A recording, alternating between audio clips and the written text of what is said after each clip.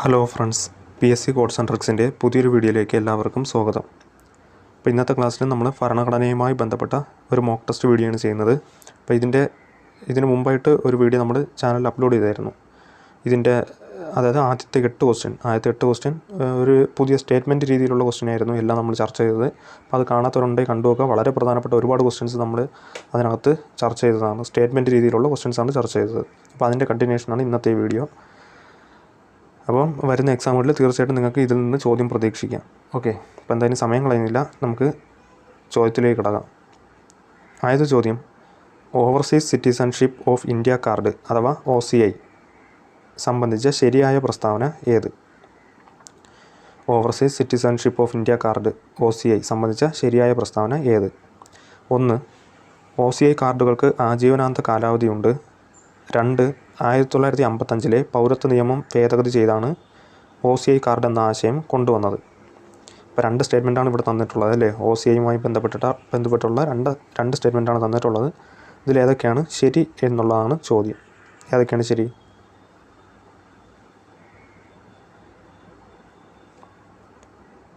നിങ്ങൾക്ക് ആൻസർ കിട്ടിയെന്ന് വിചാരിക്കുന്നു. അപ്പോൾ ആൻസർ ഓപ്ഷൻ ബി ആണ് കേട്ടോ. 2 പ്രസ്താവനകളും ശരിയാണ്. ഇവിടെ തന്നിരിക്കുന്ന ഈ OCIയുമായി ബന്ധപ്പെട്ട ഇവിടെ തന്നിരിക്കുന്ന ഈ 2 പ്രസ്താവനകളും ശരിയാണ്. ഓക്കെ, അപ്പം ഒന്നാമത്തെ പ്രസ്താവന എന്താ പറയുന്നത്? OCI കാർഡുകൾക്ക് ആജീവനാന്ത കാലാവധി ഉണ്ടല്ലേ? ശരിയായിട്ടുള്ള പ്രസ്താവനയാണത്. OCI കാർഡുകൾക്ക് ആജീവനാന്ത കാലാവധിയുണ്ട്. അതുപോലെ രണ്ടാമത്തെ സ്റ്റേറ്റ്മെൻറ്റ്, 1955 പൗരത്വ നിയമം ഭേദഗതി ചെയ്താണ് OCI കാർഡ് എന്ന ആശയം കൊണ്ടുവന്നത് അല്ലേ? അതും ശരിയാണ്. 1955 പൗരത്വ നിയമം ഭേദഗതി ചെയ്താണ് OCI കാർഡ് എന്ന ആശയം കൊണ്ടുവന്നത്. അപ്പോൾ വളരെ പ്രധാനപ്പെട്ട ചോദ്യങ്ങളാണ് കേട്ടോ. കഴിഞ്ഞ ക്ലാസ്സിലും ഈ ക്ലാസ്സിലൊക്കെ ചർച്ച ചെയ്യുന്നത് വളരെ പ്രധാനപ്പെട്ട ചോദ്യങ്ങളാണ്. അടുത്ത ചോദ്യം നോക്കാം.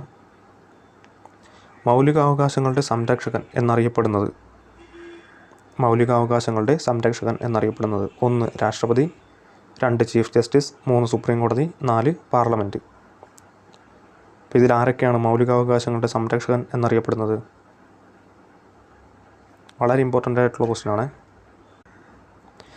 അപ്പോൾ നിങ്ങൾക്ക് ആൻസർ കിട്ടിയെന്ന് വിചാരിക്കുന്നു. അപ്പോൾ ഇവിടുത്തെ ആൻസർ ഓപ്ഷൻ ഏതാണ്? ഓപ്ഷൻ ബി ആണ് അല്ലേ? ഓപ്ഷൻ ബി ആണ് ഇവിടുത്തെ ആൻസർ. 3 ശരി.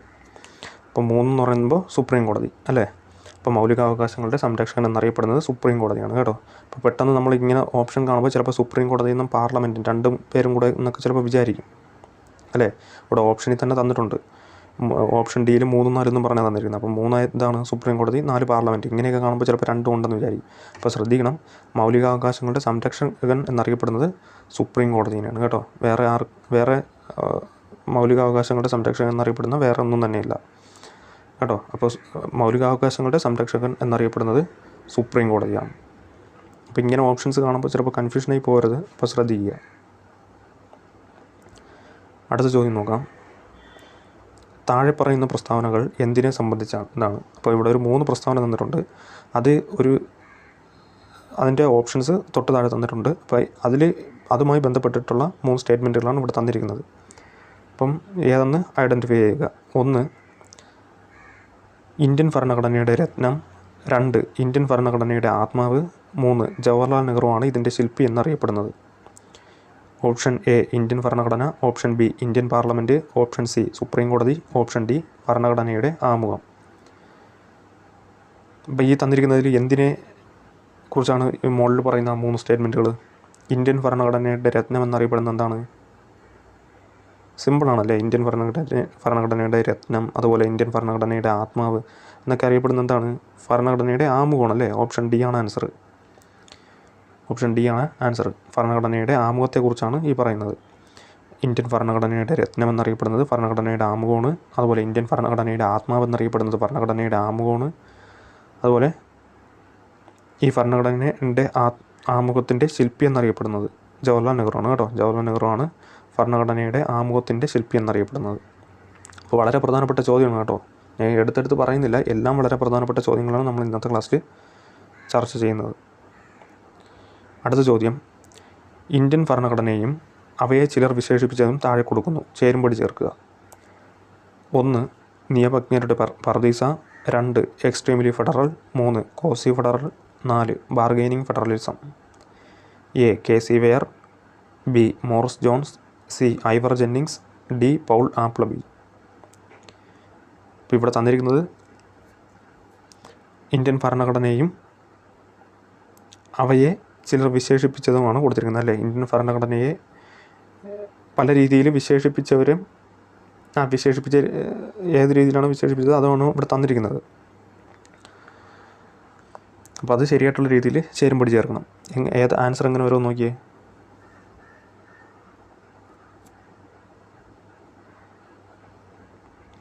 അപ്പോൾ ഇതിൻ്റെ ആൻസർ ഓപ്ഷൻ എ ആണ് കേട്ടോ. ഓപ്ഷൻ എ ആണ് answer. 1 C, 2 D, 3 A, 4 B. 1 C ആണ്. നിയമജ്ഞരുടെ പർദീസ എന്ന് വിശേഷിപ്പിച്ചത്, ഇന്ത്യൻ ഭരണഘടനയെ നിയമജ്ഞരുടെ പർദീസ എന്ന് വിശേഷിപ്പിച്ചത് ആരാണ്? ഐവർ ജെന്നിങ്സ് ആണ് കേട്ടോ. ഇന്ത്യൻ ഭരണഘടനയെ നിയമജ്ഞരുടെ പർദീസ എന്ന് വിശേഷിപ്പിച്ചത് ഐവർ ജെന്നിങ്സ് ആണ്. അതുപോലെ 2 ഡി എക്സ്ട്രീംലി ഫെഡറൽ, ഇന്ത്യൻ ഭരണഘടനയെ എക്സ്ട്രീംലി ഫെഡറൽ എന്ന് വിശേഷിപ്പിച്ചത് പൗൾ ആപ്ലബിയാണ് കേട്ടോ. ഇന്ത്യൻ ഭരണഘടനയെ എക്സ്ട്രീംലി ഫെഡറൽ എന്ന് വിശേഷിപ്പിച്ചത് പൗൾ ആപ്ലബിയാണ്. അതുപോലെ 3 എ കോസി ഫെഡറൽ, ഇന്ത്യൻ ഭരണഘടനയെ കോസി ഫെഡറൽ എന്ന് വിശേഷിപ്പിച്ചത് കെ സി വെയർ ആണ്. ഓക്കെ, ഇപ്പോൾ ഇന്ത്യൻ ഭരണഘടനയെ കോസി ഫെഡറൽ എന്ന് വിശേഷിപ്പിച്ചത് ആരാണ്? K C Wheare. അതുപോലെ 4 ബാർഗെയിനിങ് ഫെഡറലിസം, ഇന്ത്യൻ ഭരണഘടനയെ ബാർഗെയിനിങ് ഫെഡറലിസം എന്ന് വിശേഷിപ്പിച്ചത് മോറിസ് ജോൺസ് ആണ്. ഓക്കെ, ഇന്ത്യൻ ഭരണഘടനയെ ബാർഗെയിനിങ് ഫെഡറലിസം എന്ന് വിശേഷിപ്പിച്ചത് മോറിസ് ജോൺസ്. അപ്പോൾ ഒന്നുകൂടി പറയാം. നിയമജ്ഞരുടെ പർദീസ Ivor Jennings, extremely federal Paul Appleby, quasi federal K C Wheare, bargaining federalism Morris Jones. Okay, important ആയിട്ടുള്ള ചോദ്യമാണ്. അപ്പോൾ അടുത്ത ചോദ്യം നോക്കാം. താഴെ പറയുന്ന പ്രസ്താവനകളെ ശരി, തെറ്റ് എന്നിങ്ങനെ വേർതിരിക്കുക. 1 നന്ദലാൽ ബോസ് ആണ് ഭരണഘടനയുടെ ലേ ഔട്ട് തയ്യാറാക്കിയത്. 2 ഭരണഘടനയുടെ കയ്യെഴുത്ത് പ്രതി തയ്യാറാക്കിയത് പ്രേം ബിഹാരി നറൈൻ റൈസാദ്. ഇപ്പോൾ 2 പ്രസ്താവനകൾ ഇവിടെ തന്നിട്ടുണ്ട്. അതിൽ ശരി ഏതാണ് തെറ്റ് ഏതാണെന്ന് ഐഡൻറ്റിഫൈ ചെയ്യണം. ഇപ്പം നിങ്ങളൊന്ന് നോക്കി നോക്ക്, ആൻസർ കിട്ടുന്നുണ്ടോ എന്ന് നോക്ക്.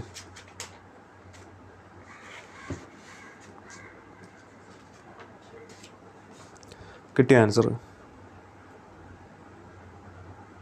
ഇപ്പോൾ ഇവിടുത്തെ ആൻസർ ഓപ്ഷൻ എ ആണ് കേട്ടോ. പ്രസ്താവന 1ഉം 2ഉം ശരിയാണ്. ഇപ്പോൾ പ്രസ്താവന 1ഉം 2ഉം എന്താണ്? ഒന്നാമത്തെ പ്രസ്താവന നന്ദലാൽ ബോസാണ് ഭരണഘടനയുടെ ലേ ഔട്ട് തയ്യാറാക്കിയത്. ആ പ്രസ്താവന ശരിയാണ് കേട്ടോ. നന്ദലാൽ ബോസാണ് ഭരണഘടനയുടെ ലേ ഔട്ട് തയ്യാറാക്കിയത്. അതുപോലെ രണ്ടാമത്തെ സ്റ്റേറ്റ്മെൻറ്റ് ഭരണഘടനയുടെ കയ്യെഴുത്ത് പ്രതി തയ്യാറാക്കിയത് പ്രേം ബിഹാരി നറൈൻ റൈസാദ്. ഓക്കെ, ഭരണഘടനയുടെ കയ്യെഴുത്ത് പ്രതി തയ്യാറാക്കിയത് പ്രേം ബിഹാരി നറൈൻ റൈസാദ്. ഇപ്പോൾ 2 പ്രസ്താവനകളും ശരിയാണ് കേട്ടോ. വളരെ ഇമ്പോർട്ടൻ്റ് ആയിട്ടുള്ള ചോദ്യമാണ്, പഠിക്കുക. അപ്പോൾ അടുത്ത ചോദ്യം നോക്കാം. മൗണ്ട് ബാറ്റൻ പദ്ധതിയുടെ മറ്റു പേരുകൾ എന്തൊക്കെയാണ്? മൗണ്ട് ബാറ്റൻ പദ്ധതിയുടെ മറ്റു പേരുകൾ ഏതൊക്കെയാണെന്നാണ് ചോദ്യം. 1 June 3 plan, 2 British India plan, 3 falcon plan. അപ്പോൾ ഇതിൽ മൗണ്ട് ബാറ്റൻ പദ്ധതിയുടെ മറ്റു പേരുകൾ ഏതൊക്കെയാണ്?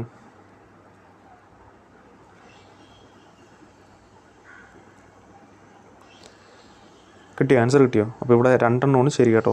ഓപ്ഷൻ സി 2 എണ്ണമാണ് ശരി. ഏതൊക്കെ? ഈ 1ാമത് കൊടുത്തിരിക്കുന്നതും അതുപോലെ 3ാമത് കൊടുത്തിരിക്കുന്നതും, ഇത് 2ഉമാണ് മൗണ്ട് ബാറ്റൻ പദ്ധതിയുടെ മറ്റു പേരുകൾ. ഓക്കെ, ജൂൺ 3 പ്ലാനും അതുപോലെ 3ാമത് കൊടുത്തിരിക്കുന്ന ബാൽക്കൺ പ്ലാനും, ഇത് 2ഉം മൗണ്ട് ബാറ്റൻ പദ്ധതിയുടെ മറ്റു പേരുകളാണ് കേട്ടോ. ഏതൊക്കെയാണ് മൗണ്ട് ബാറ്റൻ പദ്ധതിയുടെ മറ്റു പേരുകൾ? ഏതൊക്കെയാണ്? ജൂൺ 3 പ്ലാനും ബാൽക്കൺ പ്ലാനും. ഓക്കെ, നമുക്ക് അടുത്ത ക്വസ്റ്റ്യൻ നോക്കാം. റിട്ടുകളെ സംബന്ധിച്ച് ശരിയല്ലാത്തത് ഏത്? അപ്പോൾ ശരിയല്ലാത്തത് എന്ന് വേണ്ട കേട്ടോ, ശരിയായത് എന്ന് മതി. കാരണം ഓപ്ഷൻസിലെല്ലാം ശരിയായത് ഏത് എന്നൊക്കെയാണ് കൊടുത്തിരിക്കുന്നത്. അപ്പോൾ ശരിയായത് ഏതൊക്കെയെന്ന് നോക്കുക. ഓക്കെ, അപ്പോൾ 1ാമത്തെ സ്റ്റേറ്റ്മെൻറ്റ് റിട്ട് എന്ന ആശയം കടമെടുത്തിരിക്കുന്നത് ബ്രിട്ടനിൽ നിന്നാണ്. 2 മൗലികാവകാശങ്ങൾ സംരക്ഷിക്കുന്നതിനായി കോടതി പുറപ്പെടുവിക്കുന്ന ഉത്തരവാണ് റിട്ട്. 3 രാജ്യത്തെ എല്ലാ കോടതികൾക്കും റിട്ട് പുറപ്പെടുവിക്കാം. അപ്പോൾ ഈ 3 സ്റ്റേറ്റ്മെൻറ്റുകളിൽ ഏതൊക്കെയാണ് ശരിയായിട്ടുള്ളത്? ശരിയായിട്ടുള്ള സ്റ്റേറ്റ്മെൻറ്റ് നോക്കിയാൽ മതി കേട്ടോ. ഏതൊക്കെയാണ്?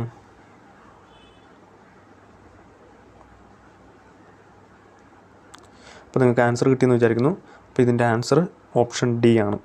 1ഉം 2ഉം ശരിയാണ്. ഓക്കെ, ഏതൊക്കെ? 1ാമത്തെ 2ാമത്തെ സ്റ്റേറ്റ്മെൻറ്റ് എന്താ പറയുന്നത്? ഒന്നാമത്തെ സ്റ്റേറ്റ്മെൻറ്റ് റിട്ട് എന്ന ആശയം കടമെടുത്തിരിക്കുന്നത് ബ്രിട്ടനിൽ നിന്നാണ്, അല്ലേ? ശരിയാണ്. റിട്ട് എന്ന ആശയം കടമെടുത്തിരിക്കുന്നത് ബ്രിട്ടനിൽ നിന്നാണ്. അതുപോലെ രണ്ടാമത്തെ സ്റ്റേറ്റ്മെൻറ്റ് മൗലികാവകാശങ്ങൾ സംരക്ഷിക്കുന്നതിനായി കോടതി പുറപ്പെടുവിക്കുന്ന ഉത്തരവാണ് റിട്ട്, അല്ലേ? ആ പ്രസ്താവനയും ശരിയാണ്. മൗലികാവകാശങ്ങൾ സംരക്ഷിക്കുന്നതിനായി കോടതി പുറപ്പെടുവിക്കുന്ന ഉത്തരവാണ് റിട്ട്. അതുപോലെ മൂന്നാമത്തെ സ്റ്റേറ്റ്മെൻറ്റ് രാജ്യത്തെ എല്ലാ കോടതികൾക്കും റിട്ട് പുറപ്പെടുവിക്കാം. മൂന്നാമത്തെ സ്റ്റേറ്റ്മെൻറ്റ് തെറ്റാണ് കേട്ടോ. മൂന്നാമത്തെ സ്റ്റേറ്റ്മെൻറ്റ് തെറ്റാൻ എന്താ കാരണം? രാജ്യത്തെ എല്ലാ കോടതികൾക്കും റിട്ട് പുറപ്പെടുവിക്കാൻ അധികാരമുണ്ടോ? ഇല്ല, അല്ലേ? സുപ്രീം കോടതിക്കും ഹൈക്കോടതികൾക്കും കേട്ടോ, സുപ്രീം കോടതിക്കും ഹൈക്കോടതികൾക്കും മാത്രമാണ് റിട്ട് പുറപ്പെടുവിക്കാൻ അധികാരമുള്ളത്. അപ്പോൾ അതുകൊണ്ടാണ് മൂന്നാമത്തെ സ്റ്റേറ്റ്മെൻറ്റ് തെറ്റാൻ കാരണം. അപ്പോൾ ശരിയായിട്ടുള്ള സ്റ്റേറ്റ്മെൻറ്റുകൾ നമുക്കൊന്നുകൂടി പറയാം. റിട്ട് എന്ന ആശയം കടമെടുത്തിരിക്കുന്നത് ബ്രിട്ടനിൽ നിന്നാണ്. മൗലികാവകാശങ്ങൾ സംരക്ഷിക്കുന്നതിനായി കോടതി പുറപ്പെടുവിക്കുന്ന ഉത്തരവാണ് റിട്ട്. ഇപ്പോൾ രാജ്യത്തെ ഏതൊക്കെ കോടതികൾക്കാണ് റിട്ട് പുറപ്പെടുവിക്കാൻ അധികാരമുള്ളത്? ഹൈക്കോടതികൾക്കും സുപ്രീം കോടതിക്കും. ഓക്കെ, അപ്പോൾ അത് ഓർത്തിരിക്കുക. അതുപോലെ റിട്ട് എത്ര ഉണ്ടെന്നൊക്കെ അറിയാമല്ലോ. റിട്ട് 5 തരത്തിലെ റിട്ടുണ്ട്.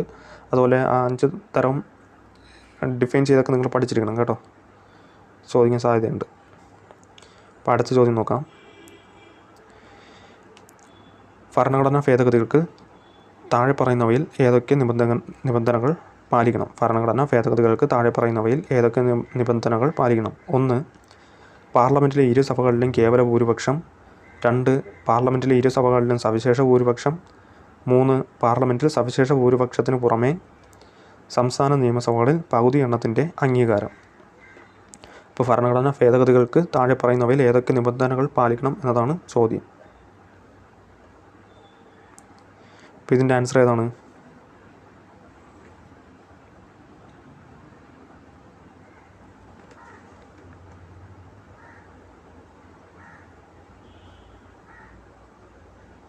അപ്പോൾ ഇതിൻ്റെ ആൻസർ ഓപ്ഷൻ സി ആണ് കേട്ടോ. ഭേദഗതിയുടെ സ്വഭാവം അനുസരിച്ച് 3-ൽ ഏതുമാകാം. ഓക്കെ, അപ്പം ഭേദഗതിയുടെ സ്വഭാവം, അല്ലേ? ഭേദഗതിയുടെ സ്വഭാവം അനുസരിച്ച് ഈ പറയുന്ന 3 സ്റ്റേറ്റ്മെൻറ്റുകളിൽ ഏത് വേണോ ആവാം കേട്ടോ. ഭേദഗതിയുടെ സ്വഭാവം അനുസരിച്ച് 3-ൽ ഏത് വേണം ആകാം. അപ്പോൾ സ്റ്റേറ്റ്മെൻറ്റുകൾ അറിയാമല്ലോ, നമ്മൾ വായിച്ചതാണിപ്പം. പാർലമെൻറ്റിലെ ഇരു സഭകളിലും കേവല ഭൂരിപക്ഷം, പാർലമെൻറ്റിലെ ഇരു സഭകളിലും സവിശേഷ ഭൂരിപക്ഷം, പാർലമെൻറ്റിൽ സവിശേഷ ഭൂരിപക്ഷത്തിന് പുറമേ സംസ്ഥാന നിയമസഭകളിൽ പകുതി എണ്ണത്തിൻ്റെ അംഗീകാരം. അപ്പോൾ അത് ഭേദഗതിയുടെ സ്വഭാവം അനുസരിച്ച് 3-ൽ ഏത് വേണമെങ്കിലും ആകാം. ഓക്കെ, അടുത്ത ചോദ്യം നോക്കാം. ഇന്ത്യൻ ഭരണഘടനാ നിർമ്മാണത്തെക്കുറിച്ച് താഴെ പറയുന്നവയിൽ ശരിയായ കാര്യം ഏത്? 1. 2 വർഷവും 11 മാസവും 17 ദിവസവും എടുത്ത് പൂർത്തിയാക്കിയ ഉദ്യമമാണ് ഭരണഘടനാ നിർമ്മാണം. 2. ഭരണഘടനാ നിർമ്മാണ സഭയുടെ ആദ്യ യോഗം 1946 ഡിസംബർ 9-ന് ചേർന്നു. 3. ഭരണഘടനാ നിർമ്മാണ സഭയുടെ താൽക്കാലിക ചെയർമാൻ ഡോക്ടർ സച്ചിദാനന്ദ സിൻഹ ആയിരുന്നു. അപ്പോൾ ഇതിൽ ഏതൊക്കെ പ്രസ്താവനയായിരുന്നു ശരിയായിട്ടുള്ളത്? ഇന്ത്യൻ ഭരണഘടനാ നിർമ്മാണത്തെക്കുറിച്ച് താഴെ പറയുന്നവയിൽ ശരിയായ കാര്യം ഏതൊക്കെ എന്നതാണ്. അപ്പോൾ ഈ 3 പ്രസ്താവനകളിൽ ഏതൊക്കെയാണ് ശരി?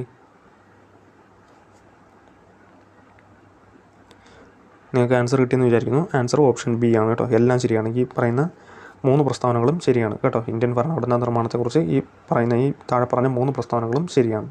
എന്തൊക്കെയാണ്? ഒന്നാമത്തെ സ്റ്റേറ്റ്മെൻറ്റ് 2 വർഷവും 11 മാസവും 17 ദിവസവും എടുത്ത് പൂർത്തിയാക്കിയ ഉദ്യമമാണ് ഭരണഘടനാ നിർമ്മാണം, അല്ലേ? ആ പ്രസ്താവന ശരിയാണ്. 2 വർഷവും 11 മാസവും 17 ദിവസവും എടുത്ത് പൂർത്തിയാക്കിയ ഉദ്യമമാണ് ഭരണഘടനാ നിർമ്മാണം. അതുപോലെ രണ്ടാമത്തെ സ്റ്റേറ്റ്മെൻറ്റ് ഭരണഘടനാ നിർമ്മാണ സഭയുടെ ആദ്യ യോഗം 1946 ഡിസംബർ 9-ന് ചേർന്നു, അല്ലേ? ഭരണഘടനാ നിർമ്മാണ സഭയുടെ ആദ്യ യോഗം 1946 ഡിസംബർ 9-ന് ചേർന്നു.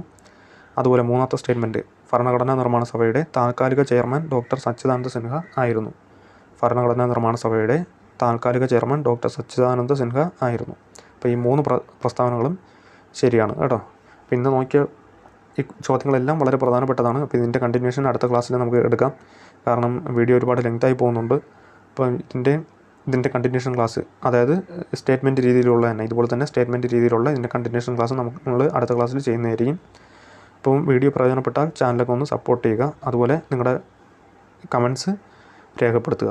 ഓക്കെ, അപ്പോൾ പുതിയൊരു വീഡിയോയുമായി കാണുന്നവരെ ഗുഡ് ബൈ.